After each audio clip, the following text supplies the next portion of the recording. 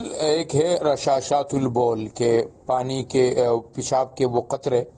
جو ظاہر نکلتے ہیں لیکن وہ کہاں لگے کس جگہ پڑے وہ پتہ نہ چلے، تو شریعت نے اس کو معاف کیا، کیونکہ اگر اس کو ناپاک قرار دیا جائے تو پھر ہر آدمی کو اس بات کا پابند کیا جائے گا کہ وہ ہر قطرے کو دیکھیں، اس کو ٹٹولے اور اس کو صاف کریں۔ لیکن اگر آپ کو یقینی طور پہ پتہ چل گیا ہے کہ پائی پیشاب کا بڑا قطرہ آیا ہے اور وہ آپ کے کپڑوں پہ فلاں جگہ پر لگا ہے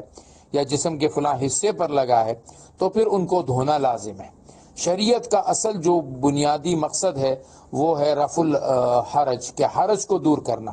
کسی آدمی کو